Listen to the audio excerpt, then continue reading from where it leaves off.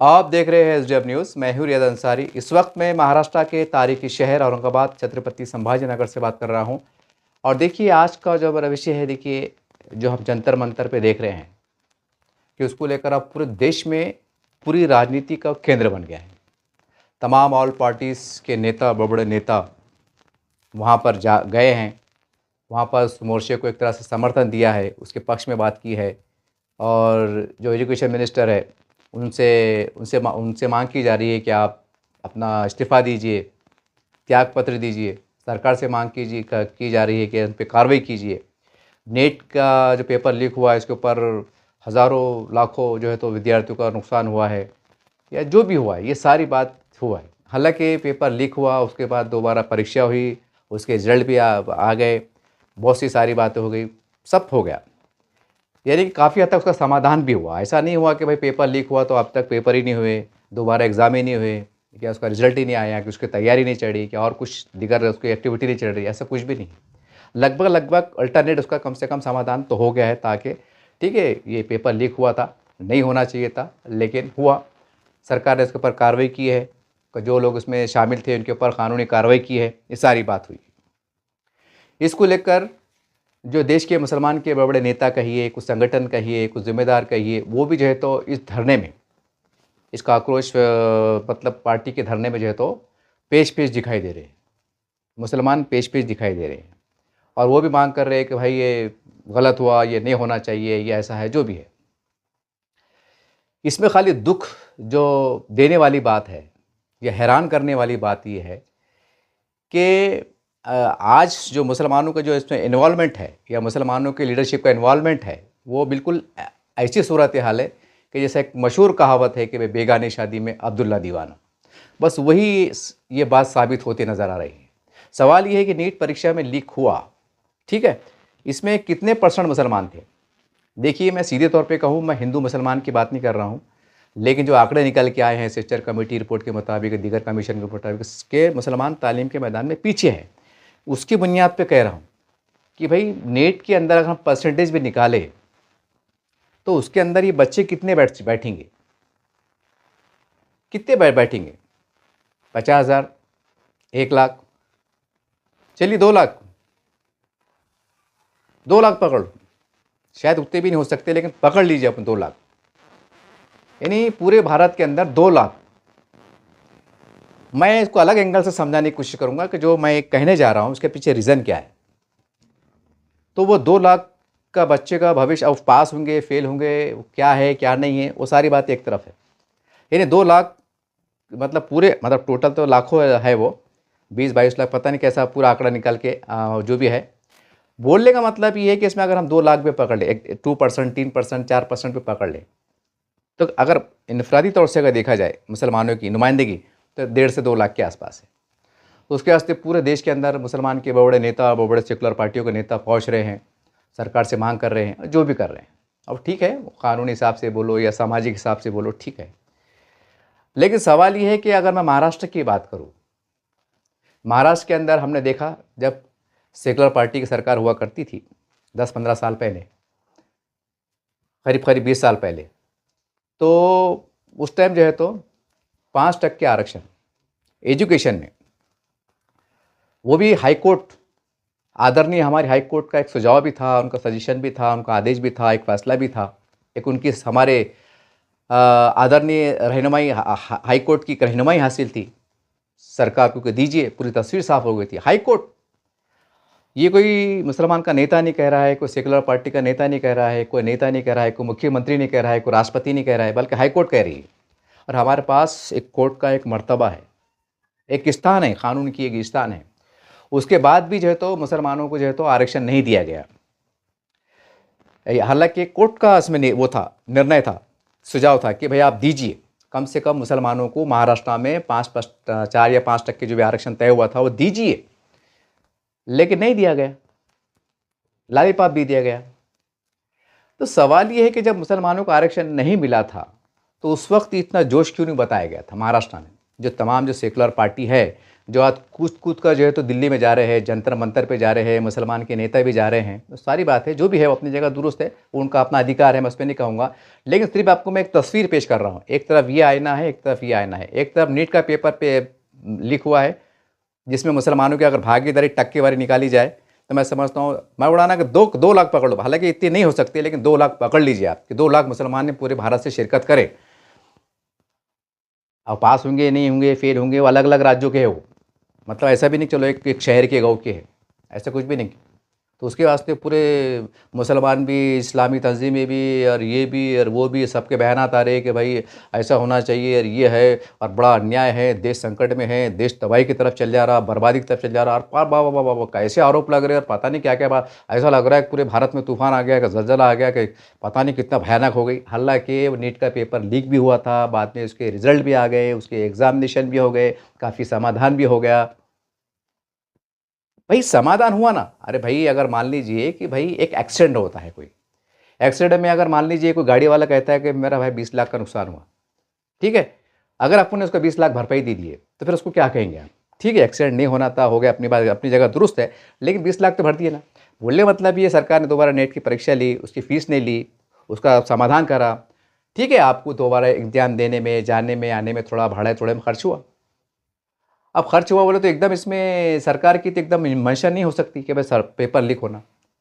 अगर सरकार की मंशा होती थी तो फिर कई प्री प्लान से जो तो ऐसे ज़राए से पेपर पहुंच जाता था, जो भी था कि मतलब बाजू वालों को खबर नहीं होती थी, बोलते ना फरिश्तों को खबर नहीं होती। तो सरकार के अगर मंशा रहता था कि हमको ये काम करना है, एक गैर कानूनी काम करना है, एक चौकट में बिठा के, तो कुछ भी हो सकता था।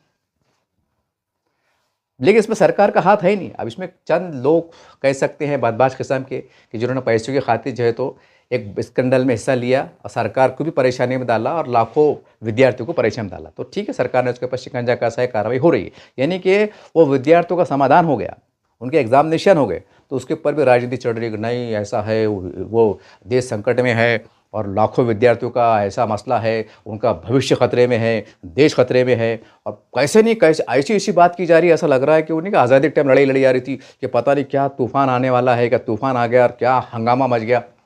ये आज तमाम मीडिया पे, पेपर में ये न्यूज़ आ रही है। सवाल ये है कि महाराष्ट्र में जब 4-5% का आरक्षण का ऐलान मतलब कोर्ट की तरफ से गया था और स्पेशल मुसलमानों को दिया गया था कि भाई ये मुसलमान समाज सिस्टर कमेटी की जो कमीशन की रिपोर्ट आई थी, उसकी रोशनी में, रंगनाथ कमीशन रिपोर्ट है, महमूदुर रहमान कमीशन रिपोर्ट है, मुख्तलिफ कमीशन की रिपोर्ट आई थी, उसमें ये इसको देख के जो है तो ये तमाम बातें जो है तो कोर्ट के सामने पेश हुई थी 15-20 साल पहले। उसके बाद ये फैसला मतलब सरकार को कहा गया था कि दीजिए। अब सोचने वाली बात ये है कि आप एक पेपर लीक होता है तो आप ये कहते हैं कि भाई सरकार मतलब एजुकेशन मिनिस्टर को इस्तीफा देना चाहिए और ऐसा होना चाहिए, सरकार निकम्मी है, ये है वो है। जब मुसलमानों के साथ नाइंसाफ़ी हुई तो वो नाइंसाफ़ी तो उस वक्त की ऑल पार्टीज़ जो आज रोड पे है, जो आज दिल्ली में जंतर मंतर पे जा रहे, उनको वो मुसलमानों का दर्द क्यों नहीं सताया? आपने जो है तो उस टाइम जो है तो लोकशाही माध्यम से जो है तो बम्बई के मंत्रालय का घेराव क्यों नहीं किया, या वहाँ तक आपने धरना मोर्चा क्यों नहीं दिया? एक लोकशाही पद्धत से, एक शांतिपूर्ण तरह से आपने क्यों नहीं किया? क्यों खामोशी छाई रही? आज जो पार्टियां जाके समर्थन दे रही है उन्हीं की सरकार ही थी और वही सरकार ने जो तो आरक्षण देने का काम किया था, लेकिन कैसा दिया था? सिर्फ ऐलान किया था, एक कानून बना के जो बिल पास होता है वैसा काम नहीं किया था। तो बोलने का मतलब ये है कि जब एजुकेशन पे, वो भी तो एजुकेशन की बात थी ना, ये पेपर लीक हुआ, इसका ताल्लुक भी एजुकेशन से है। मुसलमानों को आरक्षण मिलना था 5 साल, जो भी बेचारे हज़ारों विद्यार्थियों को फ़ायदा पहुँचता था, इसका ताल्लुक भी आरक्षण से था। कोई धंधा पाने से नहीं था, कोई कम पाने से नहीं था, एजुकेशन था। कोई ऐसा नहीं कि इनको नौकरियाँ मिल जा रही थी, ऐसे सिर्फ ओनली वन एजुकेशन। तो सवाल ये है कि ये दोगली राजनीति नहीं है क्या? ये फरेब की राजनीति नहीं है? तो करके मैंने ये जुमला कहा कि मुसलमानों का हाल ऐसा है उनके नेताओं का कि बेगानी शादी में अब्दुल्ला दीवाना। अरे भाई आज तुम वो जा रहे तो तुमको फ़ायदा हो रहा क्या? ये चाहिए कि भाई ये जो लोग पार्टी ने मोर्चा खुली हुई है तो इन्होंने बीजेपी के खिलाफ मोर्चा खुला हुआ है। अब हम जो भी समर्थन देने जा रहे हैं, मुसलमान के नेता कहिए, आवाम कहिए, जो भी कहिए, या जनता के नाम पे कहिए, एजुकेशन के नाम पे कहिए, या मतलब अन्याय के खिलाफ कहिए, कहीं ना कहीं सरकार के खिलाफ है, कहीं ना कहीं बीजेपी गवर्नमेंट के खिलाफ है। तो सीधी सी बात है कि आप बीजेपी के अगेंस्ट में जा रहे हैं। सवाल वही है ना कि आपकी समाज की नीट पेपर के अंदर पूरे भारत में कितनी परसेंटेज है? क्या उन्होंने एग्ज़ाम नहीं दिए क्या? क्या वो पास नहीं हुए क्या? क्या उनको रिजल्ट नहीं आया क्या? क्या उनको रिजल्ट, क्या उनको परीक्षा देने से रोका गया? क्या सरकार ने की? ठीक है, एक्सीडेंट हो गया, छोटे पर सरकार ने भरपाई कर दी। अब ये चीज़ होती रहती है, ये चीज़ होती रहती है। तो जब मुसलमानों की तालीम की बात आ रही थी तो वो जोश, वो वलवला क्यों दिखाई नहीं दिया? और दूसरी बात, अब मोहम्मद ये जौहर यूनिवर्सिटी, ये आज़म खान के जो उन्होंने बनाए थे, सवाल ये है कि यही ताकत, यही जोश, ये समाधान होने के बाद कि यही पूरे पूरे उठ के जो है तो जवाहर यूनिवर्सिटी के गेट के ऊपर जाके बैठेंगे एक लोकतांत्रिक तरीके से कि भाई ठीक है, आपने तो नीट वालों का एग्ज़ाम, मतलब नीट वालों को जो अन्याय हुआ था विद्यार्थियों के साथ, आपने उनको इंसाफ देने का काम किया, और जो भी किया वो कानून से किया, क्या किया वो जांच का विषय है। लेकिन अगर यूनिवर्सिटी के वास्ते यही लोग जो जंतर मंतर पे पूरे जोश के साथ, क्या वहाँ पर ऐसी मंडप लगेंगे? क्या यूनिवर्सिटी के वास्ते उतनी ताकत देंगी? तमाम ऑल पार्टीज जो आज जंतर मंतर पे दिखाई दे रही है कि यही हंगामा, यही जोश एक अच्छे अंदाज से दिखाई देगा? इसका मतलब क्या निकाला जाए? मतलब ये निकाला जाए कि भाई एक एक मतलब एक क्या बोलेंगे, एक बहाना कह सकते हैं, एक पेपर लीक कर सकते हैं, उसके खिलाफ एक मतलब जो भी है उन्होंने एक मोर्चा खोला है और इत्तेफाक से सरकार भाजपा की है, और आपने बीजेपी के खिलाफ मोर्चा खोला है, तो मतलब और इसके अंदर एक सियासी रणनीति शामिल हो गई है। सवाल ये है कि इतने बड़े नेता दिल्ली पहुंच रहे हैं, जंतर मंतर पहुंच रहे हैं, और ये कह रहे हैं कि नहीं ये लीक पेपर हुआ, ये खतरनाक बात है, ये देश के साथ खिलवाड़ है, ये भविष्य का ये है वो है जो भी है। तो जब महाराष्ट्र में 4-5% आरक्षण का जो सुझाव आया था 15-20 साल पहले, तो क्या वो मुसलमान के विद्यार्थियों के साथ खिलवाड़ नहीं था? क्या उनकी ज़िंदगी बर्बाद करने वाला फैसला नहीं था? क्यों नहीं उसके ऊपर आक्रोश में गया? मतलब ये हुआ ना, हम इस्तेमाल हो रहे हैं।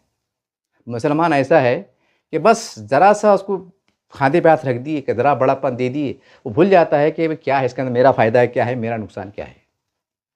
यही नज़ारा जब 5% आरक्षण का जब हुआ था, जब कैंसल हुआ था, फडणवीस सरकार ने कहा था कि बिल नहीं हुआ था, ये खाली एक ऐलान था, इसलिए हम उसको कानून की वजह से रिजेक्ट कर रहे हैं। फडणवीस सरकार ने जो फैसला ली वो कानूनी हिसाब से अपनी जगह सही था, लेकिन अगर वो चाहते तो उसको बिल बना के पेश कर सकते थे, बता सकते थे कि भाई भाजपा का नारा है सबका साथ सबका विकास, लेकिन उन्होंने कहा कि भाई हम मुस्लिम समाज के नाते। तो सवाल ये है कि जब कोर्ट ने दिया था तो क्या कोर्ट को मालूम नहीं था? क्या कोर्ट के सामने आंकड़े नहीं गए थे? क्या कोर्ट के सामने तमाम ये बारीकियाँ नहीं गई थी? क्या कोर्ट को नहीं समझा था कि भाई इसमें हिंदू मुसलमान हो रहा है कि मज़हब के नाम पे दिया जा रहा है? ठीक है, अगर आप कोई मुसलमान का नेता कह रहा है कि कोई गलत, समझ में आती बात कि चलो भाई एक राजनीति हो रही है या कुछ भी हो रहा है, लेकिन हमारे आदरणीय जब कोर्ट इसके बारे में सोच विचार के फैसला दे रही है तो वो तो सम्माननीय है, वो तो सराखों पे। तो फिर उसके फैसले को माना क्यों नहीं गया? उस पर अमल बजावनी क्यों नहीं की गई? ये वीडियो बनाने का मेरा मकसद ये है कि हम ये लगातार ये जो भी है 8-10 दिन से लगातार देख रहे हैं कि भाई कैसे कैसे रश है, कैसे कैसे लोग दूर दूर से पहुँच रहे हैं कि भाई नीट का मामला है, ये ऐसा है वैसा है। तो सवाल ये है इसके अंदर मुसलमानों की कितनी भागीदारी? मैं फिर कह रहा हूँ कि मैं हिंदू मुसलमान की बात नहीं कर रहा। जो मुसलमान के नेता कूद कूद के जा रहे, मुसलमान की संगठन कूद कूद के जा रही, वहाँ पर दाढ़ी टोपी वाले बेचारे के पंखा करते नज़र आ रहे, कई पोहे खिलाते नज़र आ रहे, कई चाय पिलाते नज़र आ रहे। ये दृश्य जब बता रहा है कि आपको ऐसा लगता है कि मुसलमानों का बहुत अजीम नुकसान हो गया है। ठीक है, आप एक इंसानियत के नाते, एक हमारे पास लोकशाही है, जो भी है के नाते आपने समर्थन दिया है, आप सेवाएं दे रहे हैं, आप खाना खिला रहे हैं, आप पानी पिला रहे हैं, ठीक है, एक मानवता के हिसाब से, लोकशाही के हिसाब से बात सही है। लेकिन जब महाराष्ट्र में जब नाइंसाफ़ी हो रही थी या हो चुकी थी, तो उस वक्त फिर ये पार्टियाँ कहाँ थी? आज आज़म खान की यूनिवर्सिटी का नंबर है। अब क्या यही जोश वहाँ दिखेगा? क्या यही लोग उठ के वहाँ जाएंगे कि नहीं हमको यहाँ इंसाफ मिल गया? अब हमारी दूसरी लड़ाई शुरू होती है कि जौहर यूनिवर्सिटी के बारे में जो ये गया था ये पूरा वापस लिया जाए। ये ऑर्डिनेंस जो भी हुक्म दिया गया है कि भाई ये गैर कानूनी ये है, इसको सरकार जो है तो वापस ले और इसको कानून की चौकट में लाके जो है तो उसको एक लीगल कराने में जो है तो मदद करे, एक उनको अवसर प्राप्त करे। जैसा हम इलीगल बस्ती को लीगल कराते हैं, उनको मौका देते हैं कि आप चार्ज भरिए और अपना लीगल हो जाइए, एक अच्छे नागरिक बन जाइए, हर एक शिक्षा का मंदिर है। तो क्या इसको हम वो नहीं कर सकते? ऐसा कर सकते? तो क्या यही जोश यहाँ दिखाई देगा? यही ताकत दिखाई देगी? कल को अगर मान लीजिए कि अगर योगी गवर्नमेंट जो है तो अगर ये फैसला लेती है कि नहीं हम हमारे फैसले पर अटल है और हम कुछ भी हो हमने फैसला कर लिया है, अब हम बिल्डो चला के रहेंगे, एक एग्जाम्पल मैं दे रहा हूँ, तो क्या यही जोश के साथ आप इस यूनिवर्सिटी को बचाने के वास्ते जो आज नीट के मामले में मोदी सरकार को घिरने में लगे हुए हैं और घिर रहे हैं और कह रहे हैं कि भाई इस्तीफा देना चाहिए, ठीक है, वो आपकी नीति है, आपका सुझाव है, वो आपको मुबारक, उस पर मैंने टिप्पणी कर रहा हूँ ना, सिर्फ एक ये बता रहा हूँ, एक तरफ ये मामला एक जज्बाती इशू हो गया है। एक मुजाहिदीन आज़ादी जिन्होंने देश को आज़ाद कराने में हिस्सा लिया उसके नाम से ये यूनिवर्सिटी है, और क्या ये उसका ताल्लुक माइनॉरिटी से भी है, मुसलमानों से बहुत गहरा ताल्लुक है। तो क्या ये मसला, ये यूनिवर्सिटी को बचाने के वास्ते लाखों लाखों आने वाली भविष्य में करोड़ों इसमें बच्चे पढ़ने वाले हैं, तो ये इनका भविष्य बचाने के वास्ते, इनकी सहूलतें बचाने के वास्ते, इनका ये तालीमी इदारा एक जो तो शिक्षा का मंदिर है, तालीम का मंदिर है, इसको बचाने के वास्ते क्या वही जोश यहाँ दिखेगा? क्या वही तमाम पार्टी के लोग यहाँ दिखेंगे? मान लीजिए थोड़ी देर के वास्ते कि भाई मोदी योगी सरकार अटल है कि नहीं, हमको बिल्डर चलाना ही चाहिए, क्योंकि हमने बिल्कुल कानून की चौकट में रहकर फैसला करने जा रहे हैं, ये हमने फैसला कर चुके हैं, तो क्या ये दिखेगा? और अगर नहीं दिखेगा तो सवाल ये है फिर ये किस तरह की राजनीति है? क्या मुसलमान के बच्चे बच्चे नहीं हैं? क्या मुसलमान की बेटियां जो युवा है, जो पढ़ने लिखने वाले, कि वो विद्यार्थी नहीं है? क्या वो एजुकेशन नहीं है? क्या उनके साथ ये नाइंसाफ़ी नहीं है? क्या इसको इंसाफ नहीं मिलना चाहिए? क्या इसमें आपका भागीदारी नहीं होना चाहिए? क्या आपका समर्थन नहीं होना चाहिए कि खाली प्रेस से बात करेंगे, पत्रकारों से बात करेंगे, मगरमच्छ के आंसू बहा लेंगे और खामोश बैठ जाएंगे? हिंदुस्तान के लाखों करोड़ों मुसलमानों को बेवकूफ़ बनाने का धंधा चलेगा, एक कारोबार चलेगा कि चलेगा? कब तक चलेगा?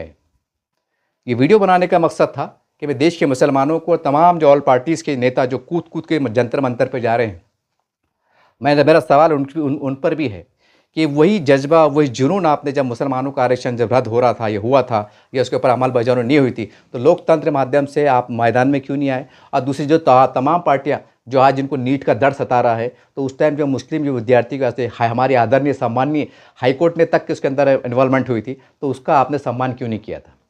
उसके ऊपर आपने जो है तो लोकशाही माध्यम से रोड पे क्यों नहीं आए थे? आपने जो है तो विधानसभा के सामने या दूर जैसा भी एक रास्ते बनते हैं एक कानूनी हिसाब से, आपने जो है तो टेंट क्यों नहीं लगाया था कि नहीं ये गलत बात है, देना चाहिए, होना चाहिए? या फिर जो सरकार में थी जिन्होंने 4.5 साल निकालने के बाद जाते थे लालीपाप दिए, क्या ये मुसलमानों के साथ गद्दारी नहीं है? क्या धोखेबाजी नहीं है? राजनीतिक तौर पर नहीं है, सियासी तौर पर? और मुसलमान जो है तो उनसे जुड़े हुए हैं, उनको डर सता रहा है कि वो राहुल गांधी जी को जो है तो वो कुछ चोट आई हैं, कुछ उनके नाक में से या सर में से खून निकला है, हमने देखा मीडिया के माध्यम से। तो आज पूरे देश के अंदर जो है तो ख़ास करके जो कांग्रेस पार्टी से मुसलमान जुड़े हुए हैं, बड़े बड़े छोटे बड़े नेता, शहर लेवल पर, ताल्लुक़े लेवल पर, डिस्ट्रिक्ट लेवल पर, महल्ले लेवल पर, उनको डर सता रहा है कि हमारे राहुल गांधी जो है तो उनके नाक में जो खून निकला है, ये कैसा निकला है, इनको चोट आई है और हम ये सरकार बर्खास्त होना चाहिए, मोदी सरकार को इस्तीफा देना चाहिए, मांग उठ रही है, धरने मोर्चे चल रहे हैं। तो सवाल ये है कि वही शिद्दत के साथ, वही दर्द के साथ ये आरक्षण दिए क्यों नहीं थे? ये क्या है? ये कौन सी राजनीति है ये? क्या मुसलमानों को बेवकूफ़ नहीं बनाया जा रहा? ये मुसलमान के जो नेता है, देखिए वो आपका अधिकार है, सेकुलर पार्टियां हैं, देश आज़ाद है, संविधान है, मैं ये नहीं कहूँगा, लेकिन सवाल ये है कि जिस पार्टी के लिए आप लड़ रहे हैं, जिस नेता को ज़रा सा खून निकल गया तो आप रोड पे आ गए हैं और नारेबाजी कर रहे हैं कि भाई हमारे नेता ज़ख्मी हो गए और मोदी सरकार हाय हाय और इनको इस्तीफा देना चाहिए कह रहे हैं। तो वो मुसलमान के कार्यकर्ता, छोटा हो बड़े से बड़ा कोता हो, मैं उनको सवाल करना चाहता हूँ, एक ज़रा सा खून का ख़तरा निकल जाता है तो आपको डर सताता है, आप रोड पे आ जाते हैं, आप चक्का जाम करते हैं। लेकिन लाखों मुसलमानों को जो है तो आरक्षण नहीं दिया गया, हाई कोर्ट के उसके आदेश के बाद, एक सुझाव के बाद नहीं दिया गया, इस पे लाखों लाखों हज़ारों जो है तो मतलब विद्यार्थियों का नुकसान हुआ। तो यहाँ आपका खून नहीं खौला, एक आपके नेता का ज़रा सा एक चंद खतरे निकल गए, जो भी है वो जैसा है, जांच का विषय है, वो क्या है, क्या गलती से हुआ, क्या जाने हुआ अनजाने हुआ, वो बात का विषय है। लेकिन जब टीवी पे दिख रहा है कि भाई वाकई थोड़ा खून निकल रहा है तो ठीक है, एक दो भी है, मतलब वो खून बोले तो एक 2 5 6 खतरे हैं। तो जो खतरे का आपको इतना जोश के आप रोड पे आ गए हैं, तो वही समाज, जिस समाज से आप बिलोंग करते हैं, जिसके कहने पे मुझसे समाज आपकी पार्टी को वोट देता है, चाहे आप कोई भी पार्टी का रहो, तो क्या उनके साथ हज़ारों बच्चों के साथ नाइंसाफ़ी है तो वहाँ आपका खून नहीं खौला? ये कैसी कौम परस्ती है? एक कैसी मुस्लिम नवाजी है? अरे कैसी सेकुलर परस्ती है? अरे कौन सा तुम्हारे पास राजनीति है? तो बहरहाल ये एक सवाल था, ये सवाल है ये, क्योंकि बाबा साहब का संविधान है हमारे पास, बोलने का, सोचने का, अपनी बात रखने का, राय रखने का सबको अधिकार है। वो अधिकार का इस्तेमाल करते हुए मैंने बात को रखा हूँ। और जो आज दिल्ली से, बम्बई से, कलकत्ता से, मद्रास से, कश्मीर से, पता नहीं कहाँ से लोग जंतर मंतर पहुँच रहे हैं, तो वही दर्द महाराष्ट्र के जो मुसलमान है, इसमें जो 12 करोड़, मतलब 12% बताए जाते हैं आबादी महाराष्ट्र के हिसाब से, 15 करोड़ भी हो सकते हैं, आबादी बढ़ चुकी है, तो उनका दर्द क्यों नहीं सताया आप कि नहीं ये गलत बात है? एक बड़ी मेजॉरिटी जो सेकुलरिज्म को मानती हैं, जो है तो मुसलमानों को नेताओं को वोट नहीं देती हैं, 50 साल से जो है तो हिंदू नेताओं को वोट दे रही हैं, हिंदू पार्टी को वोट दे रही है, हिंदू लीडरों को आमदार खाजा बना रही है, इतना भरोसा करती हैं, इतना विश्वास जताती हैं, जय जयकार करती हैं, उनके साथ इंसाफ नहीं।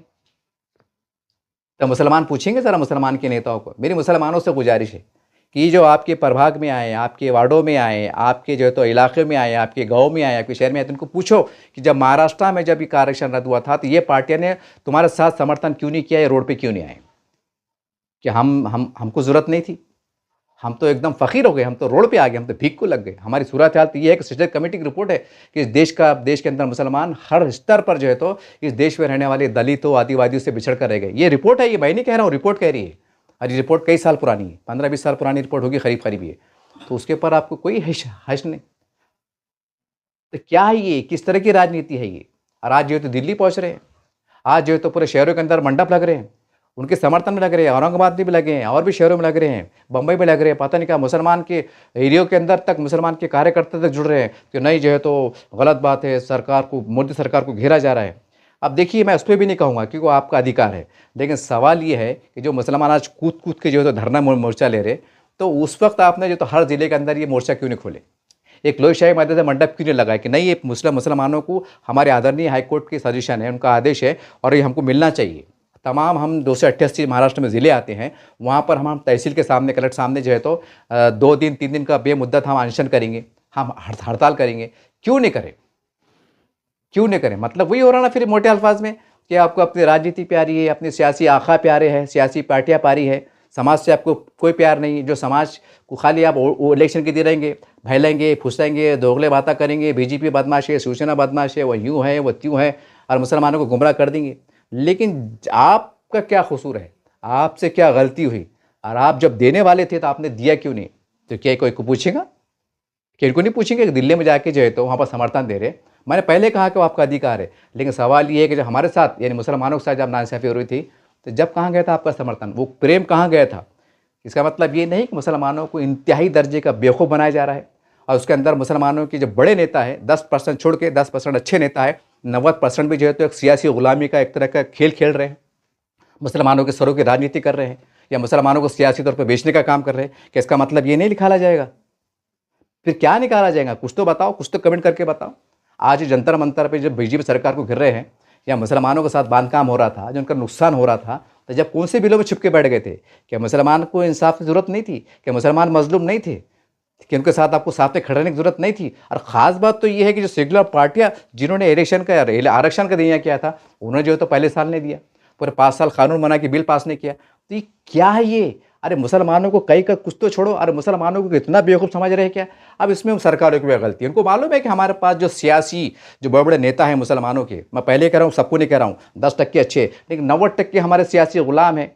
ये हमने इनको अगर टुकड़ा फेंक दिए तो ये बिल्कुल उनके मुसलमानों के महल्ले में जाएंगे, इनको भड़काएंगे कि बीजेपी बदमाश है, शिवसेना बदमाश है, झूठे सच्चे बातें करेंगे, ये अपना काम आसान करेंगे। उनको चाहे तो थोड़ा बहुत लाल बत्ती दे दो, कार दे दो, थोड़ा सा कोई फंड दे दो, कुछ ये दे दो, कोई योजना दे दो, कुछ चेयरमैन बना दो, उनका काम हो जाएगा। मुसलमान क्या बेचारे भोले भाले, जज्बात में आ जाता है, कभी डर के जरिए आ जाता है, कभी जज्बात में आ जाता है, कभी नारे लगा देता है, कभी कुछ कर देता है। मुसलमान क्या, उनको मालूम है, मुसलमानों की नस मालूम है कि मुसलमान की कितना कमज़ोर है, मुसलमान कितना जज्बाती, उनको मालूम है। और उनको ये भी मालूम है कि मुसलमान के नेता उनको घेरने में माहिर है, या शिकारी का शिकार करता है, वो बराबर करेंगे। तो उनकी गलती नहीं है, ये हमारे नेताओं की गलती है कि अगर आप उस टाइम दो टोक बात करते कि हमारे समाज को मिलना चाहिए ना, तो हम इस्तीफा देते हैं। लेकिन आपको समाज से प्यार ही नहीं था, ना पहले था ना आज है, आज भी नहीं है। आज तुम्हारे आका को जो है तो चतरा सी चोट पहुँचती है तो पूरे देश में हंगामे, मुसलमान भी शामिल, और हमारे समाज को इतना बड़ा नुकसान पहुँचता है तो वो दर्द नहीं सताता है। हम मंडप नहीं लगा के बैठते हैं, हम वक्त नहीं लगाते हैं, और हमारे समर्थन में दूसरे सेकुलर पार्टी जो अपने आप को सेकुलर कहती है कि हम तुम्हारे मसीहा है, वो भी साथ में नज़र नहीं आते हैं। तो कैसा सेकुलरिज्म है भाई? और एक तरफ आप बीजेपी को बुरा बोलते हैं और खुद अपने गिरबान में झाँक के देखो कि आपसे आप क्या कर रहे हैं, आपसे मुसलमानों को कितना फ़ायदा पहुँचा, नुकसान पहुँचा, इसका एनालाइज होगा कि नहीं होगा? और कौन करेगा? और आप नहीं करेंगे तो कब करेंगे? क्या पूरा समाज जो है तो कब्रस्तान में दफन होने के बाद करेंगे, तबाह बर्बाद होने के बाद करेंगे? हमारे बड़े कर रहे क्या? कि आपको समझ में नहीं आ रहा? मैं ये नहीं कह रहा हूँ कि आपने नहीं जाना चाहिए, सवाल ये कि आपका जोश जो आप साथ देने जा रहे हैं, कूद कूद के आ रहे हैं, उस टाइम महाराष्ट्र में कूद कूद के क्यों नहीं आए? मेरा सवाल नहीं है कि जनता में चर्चा चल रही थी, फ़र्क इतना है कि इसको मैं अपनी ज़ुबान से कह रहा हूँ। याद रखिए, ये मेरा अपना व्यक्तिगत मत भी नहीं है। हज़ारों लोग शहर में इस पर चर्चा कर रहे हैं, ये कैसी दोगली राजनीति है। हज़ारों लोगों की राय है, उनकी मंशा है, नुक्कड़ पे चौराहे पे बातें चल रही थी, मेरा सर्वे चल रहा था। सिर्फ फ़र्क इतना है कि उनकी मन की बात को, एक आम जनता की मन की बात को अपने ज़ुबान से पेश किया। ठीक है, देखते रहिए आप एसडीएम न्यूज़ चैनल। जय हिंद, जय महाराष्ट्र।